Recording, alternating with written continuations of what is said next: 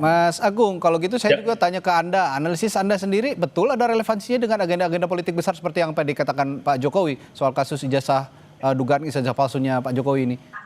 ya, Pak Jokowi ini kan apa ya, bukan istilahnya aktor politik kemarin sore ya, dan apa yang menjadi kasus yang dihadapi berturut-turut dan bertubi-tubi menyerang Hmm, beliau dan putra beliau ya, Mas Wapres Gibran semacam itu memang susah untuk tidak terkait satu sama lain karena momennya, waktunya itu bersamaan gitu berkelindan ya? gitu, bersamaan. Jadi saya sebagai analis juga kalau misalkan di panggung depan ini kasus hukum, Bang Rismon bilang beliau peneliti, nggak ada masalah saya. Tapi sebagai analis politik saya harus melihat operasi di belakang panggung itu. Hmm, Ya, bagaimana pola-pola pemakzulan, pola-pola ijazah ini bekerja, terorkestrasi, orang-orangnya siapa, waktunya gimana, bagaimana pola dan momentumnya semacam itu. Dan saya melihat memang oke. arahnya jelas karena Pak Jokowi ini terlalu kuat, Mas Radi. Ya, Anda Dan mengatakan ada, arahan ya, ya ya, silakan lanjut, Mas ya, Agung. karena terlalu kuat maka harus Nah, didelegitimasi. oke, baik. Caranya ya tadi dengan pemakzulan, dengan ijazah, istilah kata dua titik kasus Ya,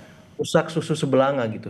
Jadi oke. legacy beliau ingin dihancurkan juga. Jadi orang nggak akan ingat infrastruktur, nggak akan ingat capaian kita bisa Oke, melewati pandemi. Sekarang ya. yang orang ingat top of mind-nya adalah ijazah dan pemakzulan. Ijazah dan pemakzulan, baik. Nah, ini kan menurut Ya, saya kurang sehat. Kenapa? ya, Karena di balik kekurangan beliau ada kelebihan. ya, Sebagaimana kita lihat Pak SBY, Pak ya. Prabowo, Ibu Mega, dan seluruh presiden yang ada. Nah, maksud saya ini kan harus diobjektifikasi. Nggak ada masalah kasus ini berlanjut dalam proses hukum Mhm. yang proporsional, yang profesional.